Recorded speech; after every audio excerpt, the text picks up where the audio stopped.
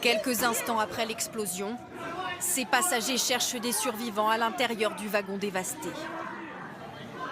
Une fois extraits, les premiers soins sont dispensés aux blessés à même le quai.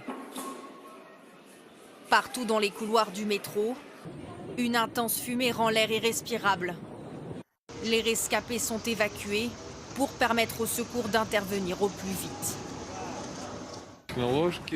Quand je suis sorti de la station, il y avait de la fumée, ça sentait le brûler. Tout le monde courait, en paniquant et en pleurant.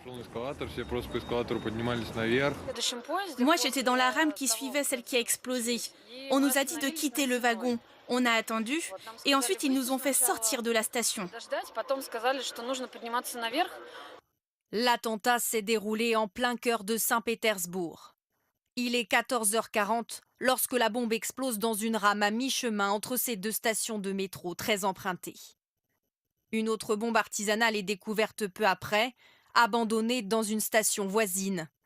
Selon les médias russes, la voici après avoir été désamorcée, remplie de billes de plomb.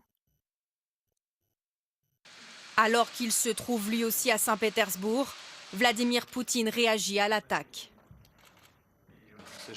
Je voudrais exprimer mes sincères condoléances à ceux dont les proches sont décédés ou blessés.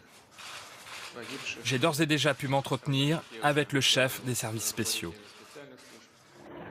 Plusieurs personnes ont été prises en charge par hélicoptère. Il y aurait au moins 10 morts et des dizaines de blessés. Et en direct de Moscou, on retrouve maintenant Caroline Larson. Bonsoir Caroline. Pour les autorités russes, pas de doute ce soir, c'est bien un acte terroriste.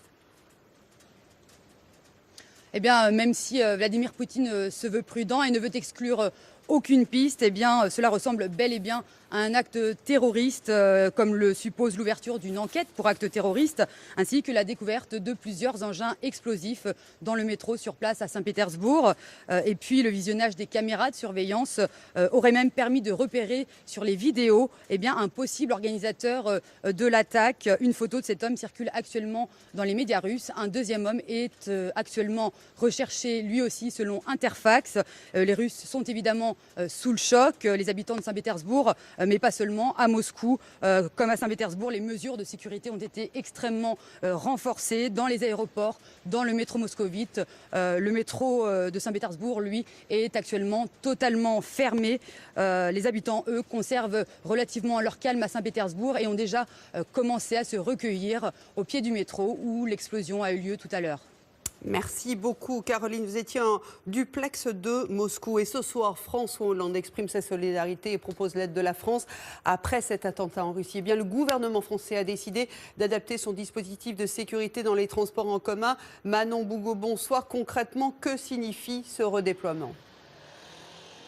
Eh bien, cela signifie que les patrouilles vont être intensifiées dans les bus, les trains, les métros. Il va y avoir plus de gendarmes, 140 pour être précis, 140 gendarmes qui viennent d'être spécifiquement redéployés dans les transports en commun. Carole, l'objectif est clair, assurer une présence visible, dissuasive, car la menace terroriste reste très élevée en France. Sachez également qu'il y a un petit peu plus de 3 semaines, le STIF, le syndicat des transports en Ile-de-France, a lui aussi annoncé des mesures en matière de sécurité. Par exemple, le recrutement de 200 agents de sûreté ou encore le déploiement sur le réseau SNCF de 20 équipes de cynodétection. Vous savez, ces équipes avec des chiens renifleurs. Merci beaucoup Manon pour en savoir plus sur ce